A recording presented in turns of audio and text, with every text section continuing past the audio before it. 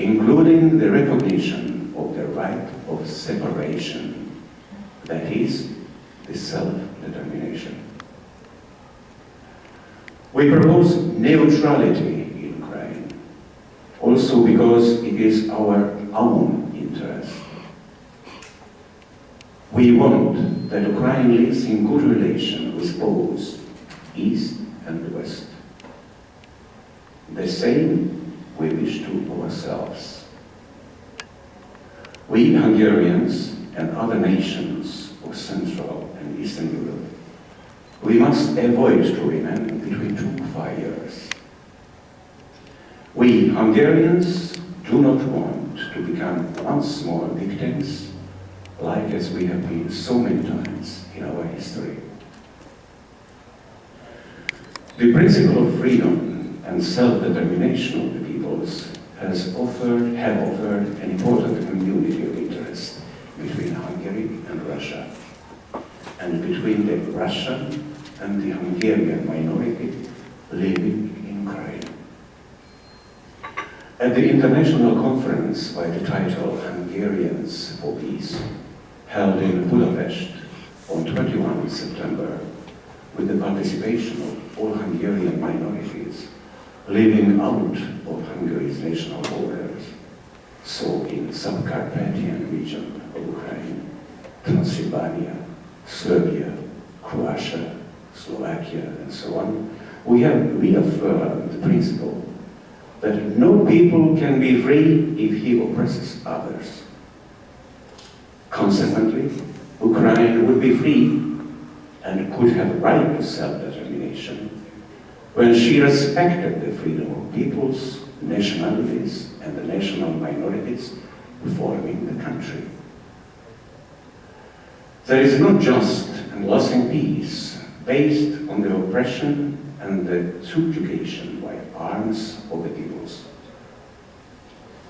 In our opinion, the present ruling group of Kiev has deployed military against his own people, wanting to impose his will to Russian people living in eastern Ukraine. Kiev is using as gunmeat Hungarian and other minorities, young people, having nothing to see with this war. Many young people of the Hungarian minority living in Subcarpathian region and of other nationalities have been sent to the Eastern Front and got home in coffins. NATO is helping Kiev with military, finance, and media propaganda.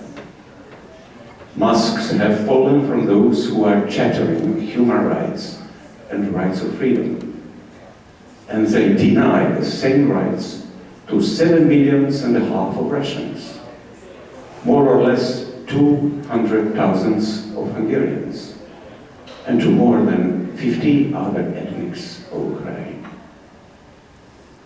NATO is supporting the anti-Russian policy of Kiev because he wants to take possession of Ukraine and to expand his sphere of influence up to the Russian border. NATO has violated Yalta and Malta. They have found in Petro Poroshenko a people ready to confrontation with the Russians. Also because as a big enterprising, he is more interested in profit-making than in the freedom of the peoples.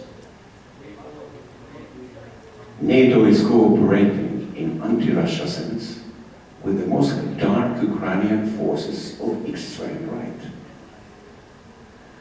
Some is thinking over the liberal ideal of freedom.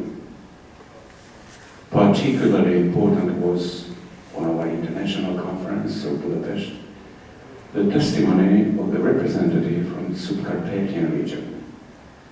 He told the following: Kiev wants a state of nation in Ukraine, and for this reason he is conducting a violent policy of assimilation.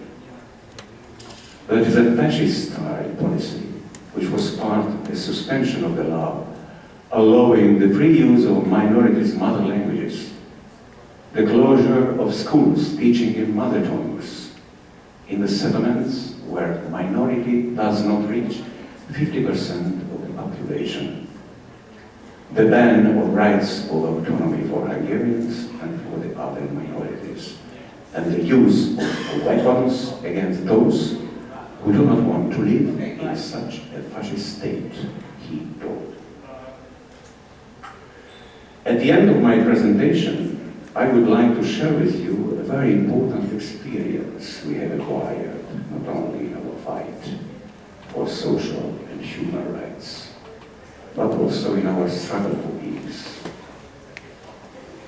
At our experience, it is possible and necessary to act together with people of different ideologies and political options, ready to fight for peace and for the freedom of the peoples.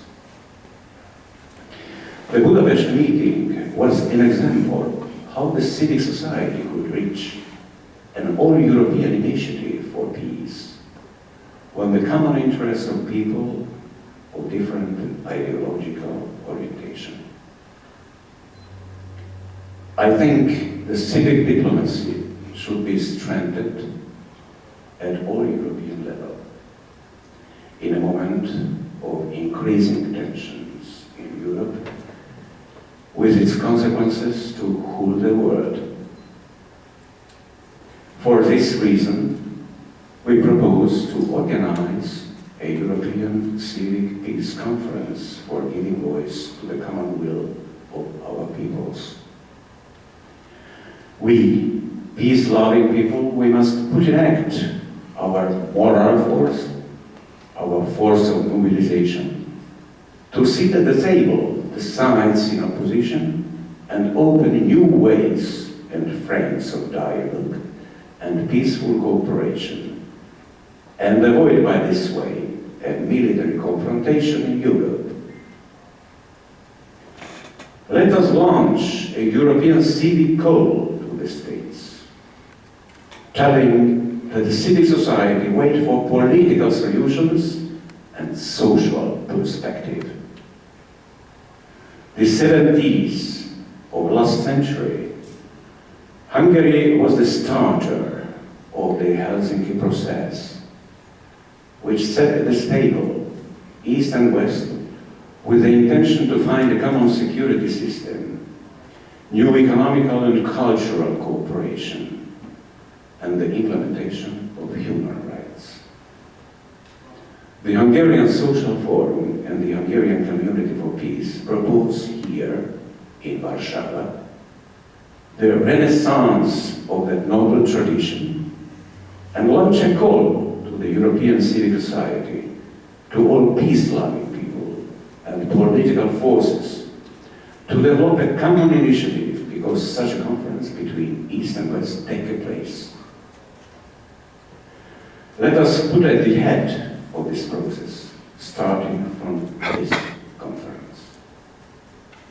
We propose that this historical civic meeting be hosted in Budapest or by Warsaw, and become the animator of a Helsinki-like pan-European conference on security and cooperation, opening new horizons. Thank you for your attention. Thank you very much for this very interesting statement and proposal. And now I want to invite Filip Wilkowski from this Warsaw University. Okay.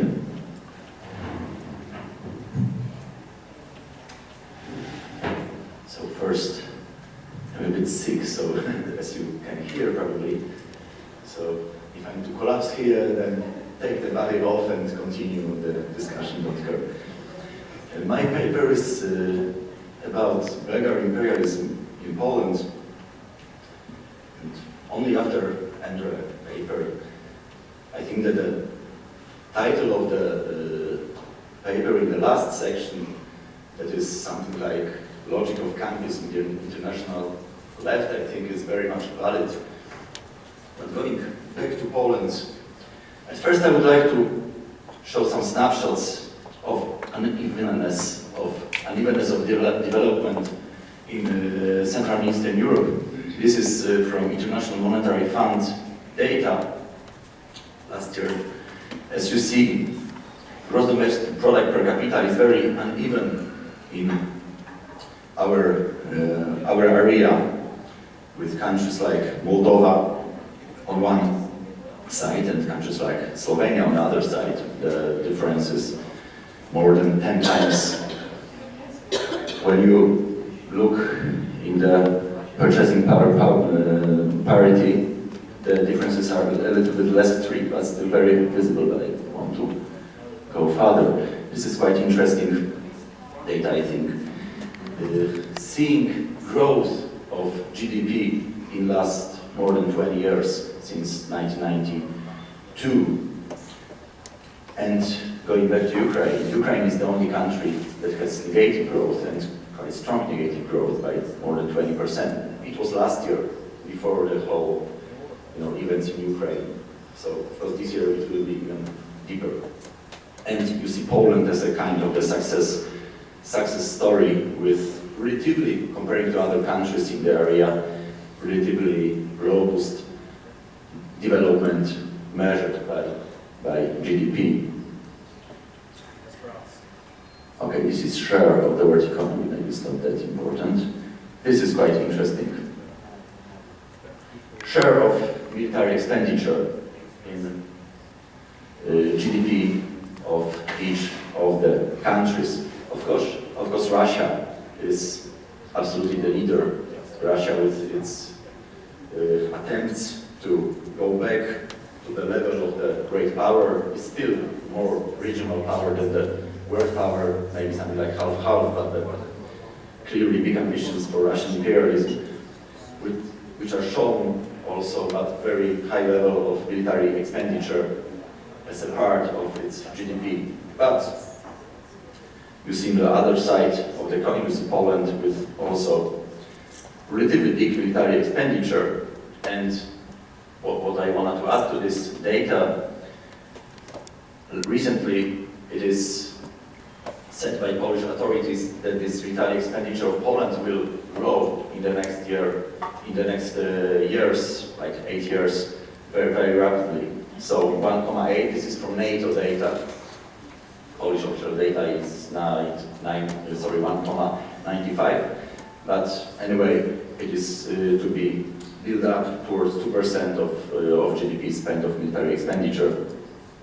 And I think this is the most important from our point of view of my paper, today's paper about Polish militarization, Polish military imperialism. This is growth in military expenditure since 1992. And of course there are some countries with very impressive growth, especially countries like Azerbaijan, Armenia, and Georgia, what is very directly connected with the war situation in those countries. But also countries like Estonia, right, that has its military expenditure more than 8 times greater than more than 20 years ago. Russia is a very interesting story here, because Russia growth, when you take the growth from 1992, is not that impressive, it's only 36%. But the problem is that during the 1990s, Russia really were collapsing, not only economically, but also militarily. So in 1999, Russian military expenditure were only 4 times bigger than Polish. But since then, you have very impressive rebuilding of Russian military expenditure and Russian militarization. So since 1999, it is 267% growth. But going back to Poland, what is very, I think, interesting here. Poland is the only country in former Warsaw Pact, besides of Soviet Union, that has very impressive growth of military expenditure. All other countries, as you see in Warsaw Pact, Romania, Bulgaria, Hungary, former Czechoslovakia, spent less, and sometimes even quite significantly less, like Hungary that spends half what it spent 20 years ago. Poland spends nearly doubled. Poland nearly doubled its expenditure comparing to 20 years ago. Okay, and how the concept of mega imperialism fits in it. What does it mean, mega imperialism, in fact? This is the concept I used for the first time after WikiLeaks scandal, when in 2010 lots of, as you know, diplomatic secret, top secret and so on papers leaked, and also top secret and secret papers from American embassy in Poland. And from this perspective of American ambassadors, it was really, thank you, it was really partly funny, partly shocking to observe how those American bureaucrats here in embassy observe Polish politicians and their strategy, their vision of relationship with United States, and somehow Polish strategy and Polish attempt to establish itself as the key player in Central and Eastern Europe.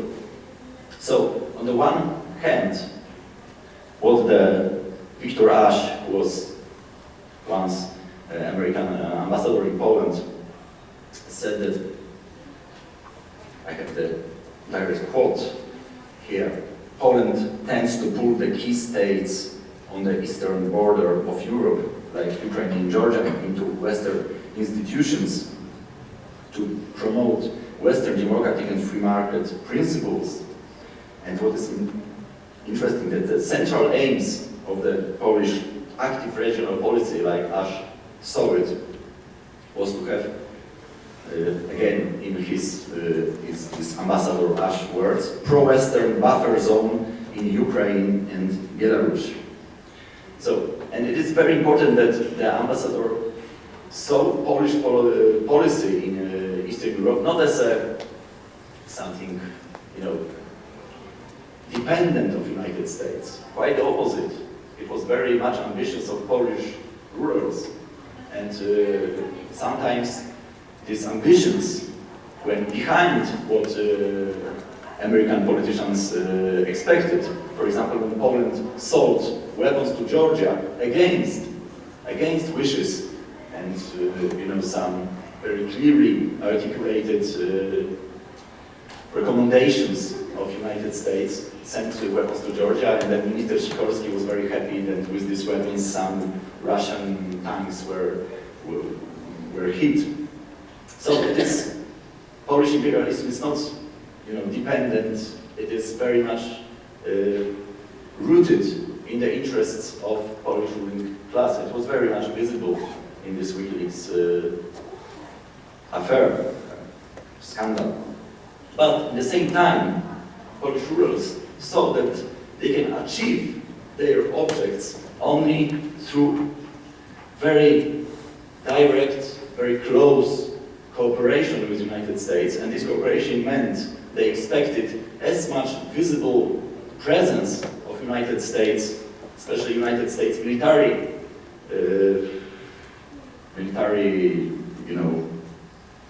build-up in Poland.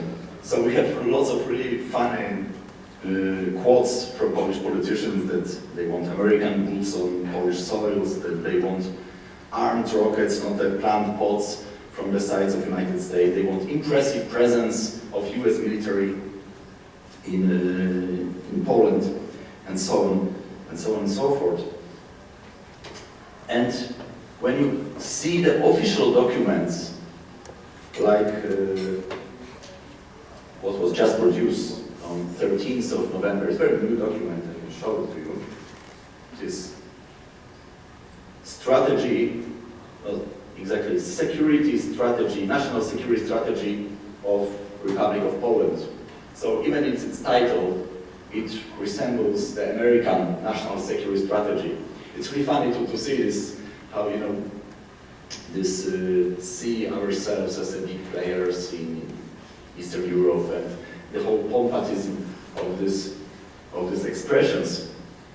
Especially when you connect with other expression that is Komorowski doctrine. Komorowski is president of Poland. Probably none of you ever heard about anything like a Komorowski doctrine. You know, every big player in world politics has to have its own doctrine. But in the official Polish website of president and the website when the strategy is produced, you have this subtitle Komorowski doctrine, and of course with some pictures of President Komorowski with very serious face. So it is funny in a sense, of course, but at the same time it is real because we live in this country. So this strategy, as I told you, produced less than 2 weeks ago, is very much confirming this vision of black imperialism. So imperialism, that it is real, that it is homegrown with ambitions of Polish ruling class, and at the same time very much dependent in military way on especially United States, but in general with cooperation with much bigger economical and military players in the world. So what you see in this document, first is the importance of the activity in the Eastern Europe for Poland. And within this problem, the institution called Eastern Partnership, that is institution established in 2009 within the European Union, is really, really key institution through which Poland wants to influence the situation here. So the Eastern Partnership is mentioned 4 times in the strategy, and the aims of Poland that are written here is to, direct quote, connect it in more strict way with European Union and NATO, the countries of Eastern Partnership. And the starting point of the activity are rules of freedom, democracy and free market economy, connected with the open perspective of integration with Euro-Atlantic institutions. Right? So Polish states openly say that they want to involve all these Eastern Partnership countries from Belarus to Georgia into free market economy and Euro-Atlantic institutions. So we have also in the strategy quotes like the promotion in the international scene, universal values as democracy, human rights, and enforcement of these values in the international scene. Very interesting other quotes. I know my time is going on, but I'm going to finish soon.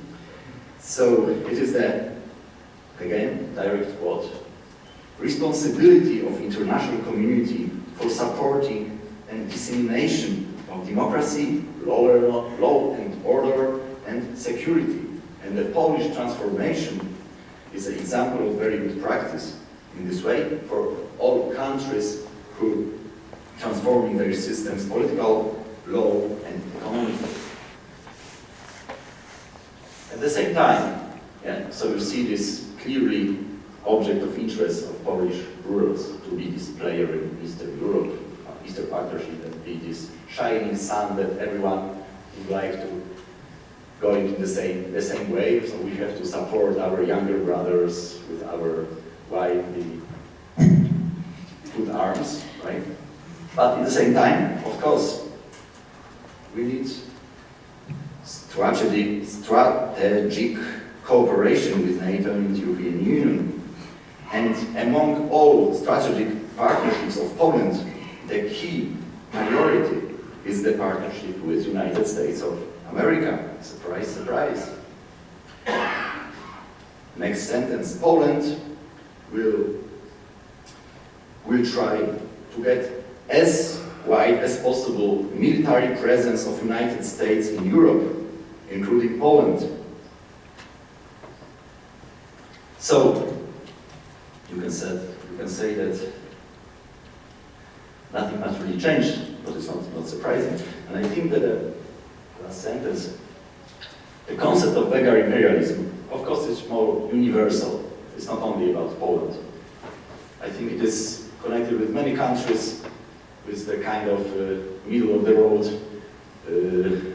way of development that has relatively, in capitalist framework, relatively robust economic growth, from historical reasons also very much ambitions to be kind of the player in the area and also in international scene more widely, but with very clear limitation as well.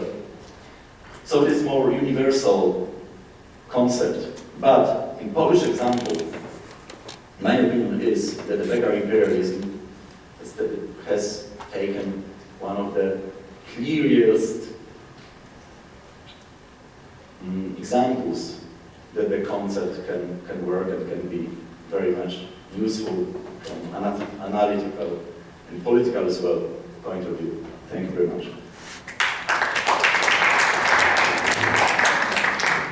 Thanks to Filip Bukowski from the Institute of Political Sciences of this Warsaw University, and now I would like to invite Wojciech Łysek from also the Institute of Political Sciences and International Relations, but from the second biggest university in Poland. Moje wystąpienie będzie wprawdzie po polsku, ale prezentację, którą Państwo za chwilę zobaczą, jest po angielsku, więc sądzę, że wszyscy będą zadowoleni.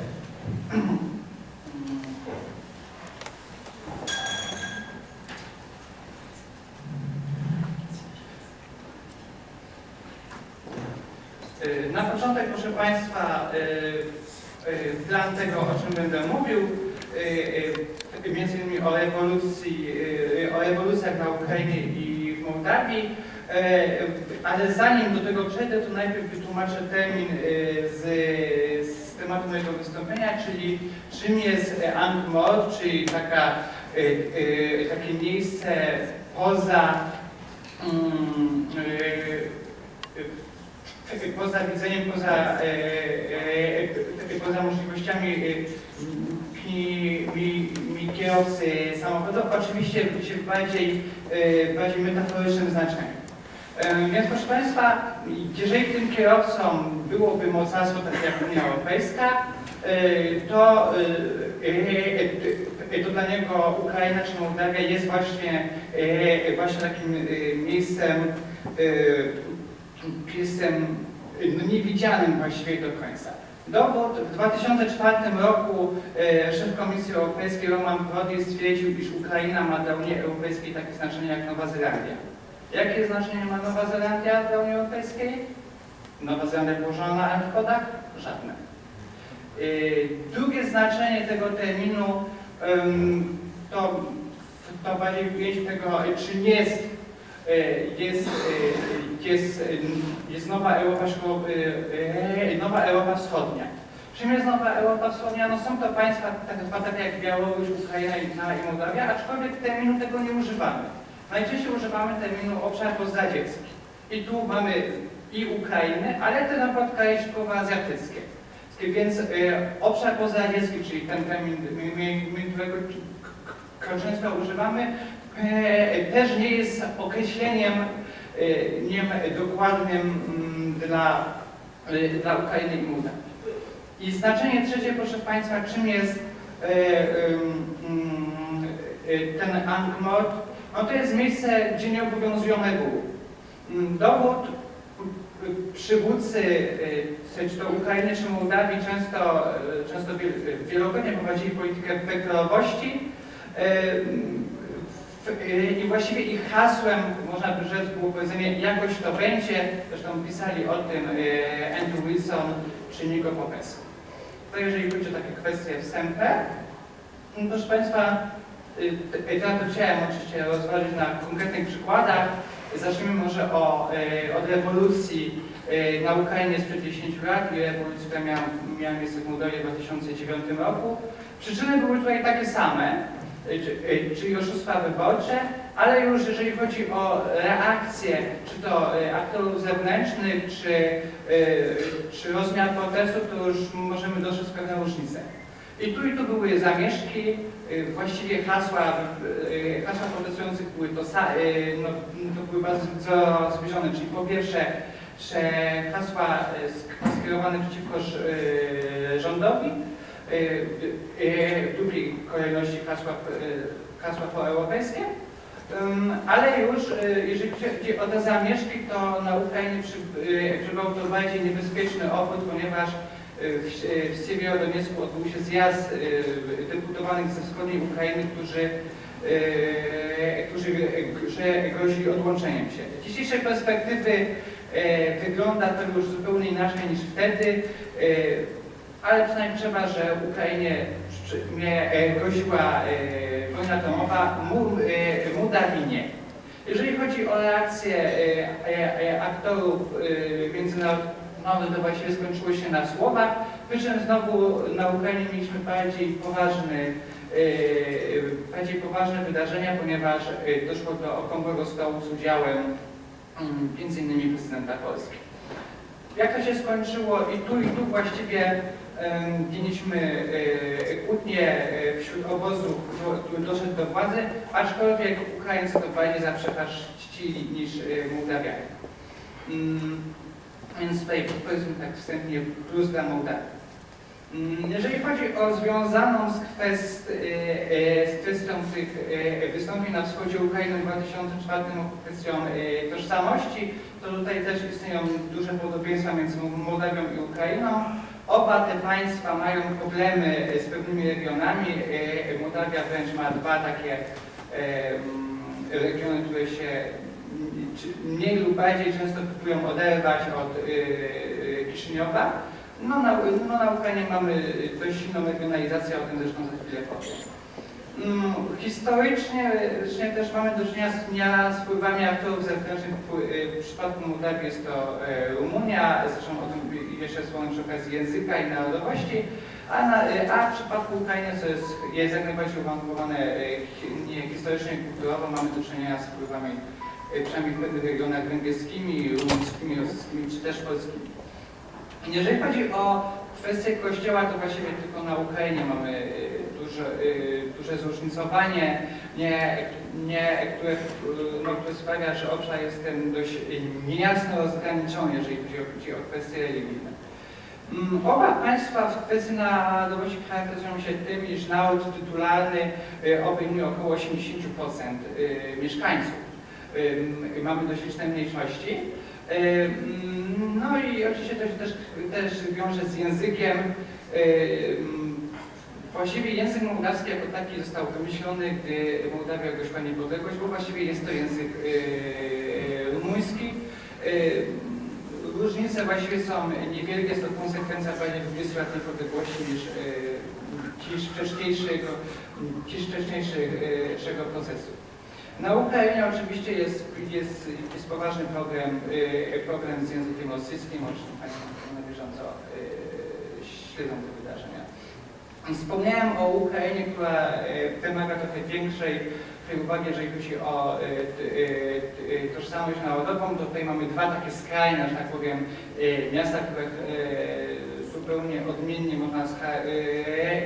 można scharakteryzować. Z jednej strony jest to Lwów, bardziej ukraiński, bardziej, jak to nie zabrzmiało, negatywnie nacjonalistyczny. Z drugiej strony Donieck, gdzie mamy bardziej identyfikację taką regionalną. To też jest związane z tym, że Donieck jest obszarem przemysłowym, dużo kopalń, gdzie też ta kultura wysoka specjalnie rozwinęła się troszkę inaczej.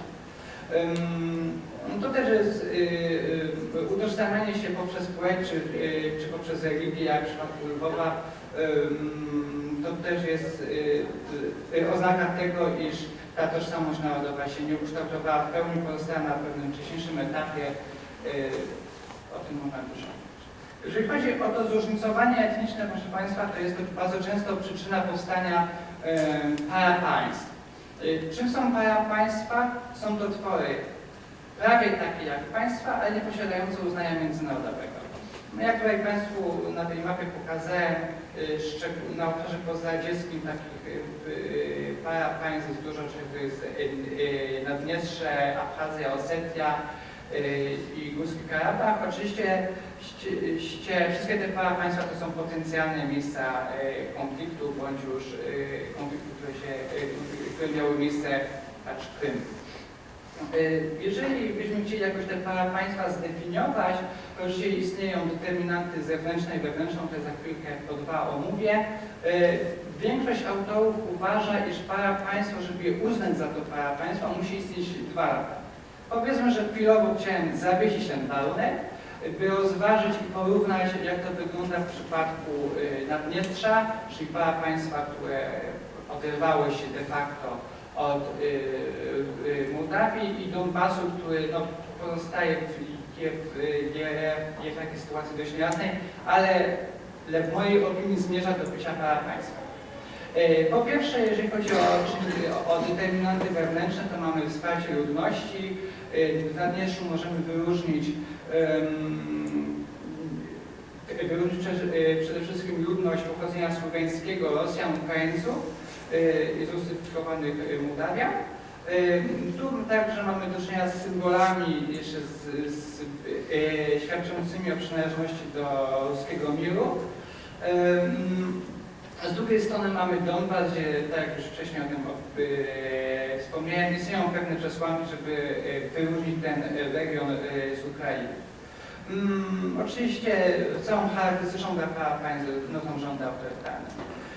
Innym determinantem wewnętrznym jest oczywiście jedność elit dążących do uzyskania tej niepodległości na arenie międzynarodowej. W przypadku Naddniestrza jest ta ciągłość, była nawet demokratyczna zmiana władzy. Obecny prezydent Szewczuk został zastąpiony przez Igora Smianowa i ten kontynuuje jego politykę. W Donbasie oprócz grup rosyjskich, w sensie tego prawdziwego wsparcia, istnieją też małe grupy obywateli Doniecka, którzy są za niezależnością, aczkolwiek nie są one dość silne, a ich działania nie są dynamiczne. Jeżeli chodzi o determinanty zewnętrzne, no to oczywiście nie mogłoby dojść do tych wydarzeń, gdyby nie niski potencjał państw macierzystych, czyli Mołdawii i Ukrainy. W przypadku Naddniestrza właściwie tutaj czynnik etniczny nie był takim decydującym, bardziej kłótnie wewnątrz elit. No oraz ta właśnie ta słabość państwa mołdawskiego. W przypadku Donbasu to był proces dłuższy, prezydentura Janukowycza, rozpad państwa. No i oczywiście ta zbieżność, że zanim doszło do protestów w Charkowie i Donbasie, to trwała rewolucja i gdy w Kijowie sytuacja się rozwiązywała, to w Charkowie i Donbasie te protesty się dopiero wybuchły na pełną skalę. Jeżeli chodzi o zaangażowanie społeczności międzynarodowej, to też pokazuje to jakby, że Ukraina i Mołdawia są obszarami peryferyjnymi, ponieważ grupy wprawdzie, czy grupy moca, czy grupy już takie istniejące jak grupa 5+2 istnieją, ale one nie są efektywne. Społeczność międzynarodowa się spotyka, rozmawia w takim czy innym gronie, ale jednak nic z tego właściwie nie wynika. Kolejną kwestią typową dla obszaru pozadzieckiego są oczywiście oligarchowie, przy czym na obszarze pozadzieckim możemy wyróżnić dwie grupy. Rosję i pozostałe państwa. W Rosji to oligarchowie przychodzą do prezydenta, w pozostałych to politycy przychodzą do oligarchów.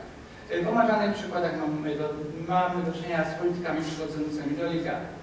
Jeżeli chodzi o Mołdawię, to może zacznę od tego Naddniestrza, które de jure jest częścią Mołdawii, więc takim głównym aktorem gospodarczym jest grupa szerif i właściwie nie wiadomo, czy to Mołdawia, czy to Naddniestrze ma grupę szerif, czy grupa szerif ma Naddniestrze. Mogą Państwo znać szczególnie kibice piłki nożnej tego aktora gospodarczego ze względu na klub piłkarski Sheriff Tiraspol. Oprócz tego mamy tam zakłady metalurgiczne, huty, które wprawdzie są na terenie prawa państwa, ale handlują z całym światem, głównie z Europą Zachodnią, swoimi produktami. Jeżeli chodzi o samą Mołdawię, to tak się dziwnie złożyło, iż jednym z najbogatszych Mołdawian jest syn byłego prezydenta Oleg Woronin. Jeżeli chodzi o jeszcze innego takiego typowego oligarchę mołdawskiego, to jest to Władimir Plachotniuk, który posiada swoją partię, Partia Demokratyczna Mołdowy. No jest to partia lewicowa, aczkolwiek jest mocno przez niego finansowana. On sam posiada mandat deputowanego tej partii, jest głównym rozgrywającym.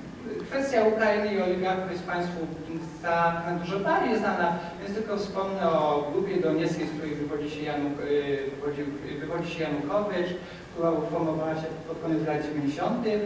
No, oligarchowie oczywiście dominują, ale chciałbym zwrócić Państwa uwagę na rzecz przedstawioną na mapie, iż im bardziej na wschód tych oligarchów jest więcej. Jeżeli znowu chodzi o efektywność ich działania, pamiętają Państwo niedawne Euro 2012, tak się dziwnie złożyło, że w miastach, gdzie ci oligarchowie licznie występują,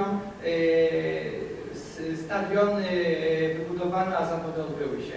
Lwów na przykład, Lwowowi nie przyznano żadnego meczu, po części dlatego, że nie ma oligarchów. Przyspieszając i przechodząc do kwestii gospodarczych, to proszę Państwa, tutaj po tych danych statystycznych widać, że te wyniki Mołdawii i Ukrainy nie są takie złe w porównaniu z polskimi, ale klucz do zrozumienia tej tabelki leży w pierwszym wierszu, gdzie widzimy PKB na osobę. Widać tutaj duże opóźnienie Ukrainy i Mołdawii.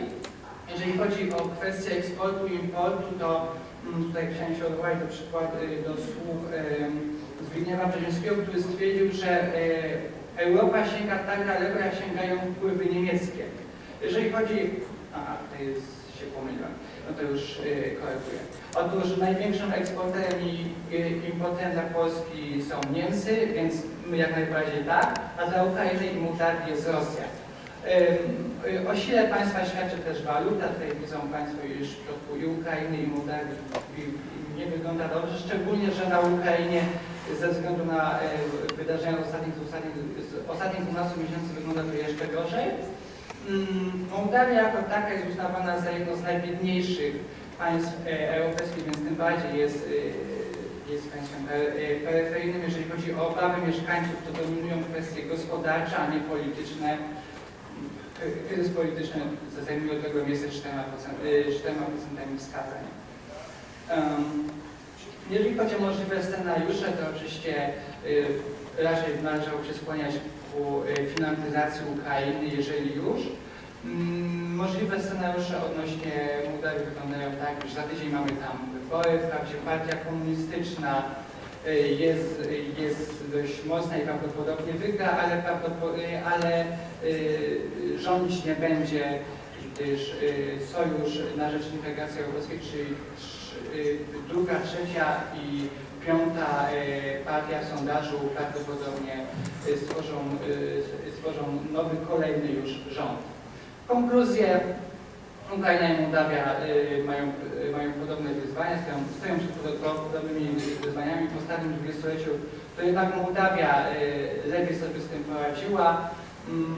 Śmiem twierdzić, iż to wynika z tego, iż pogodzono się, może nie bezpośrednio, ale z tym, że Naddniestrze się odłączyło. To oczywiście to moja opinia.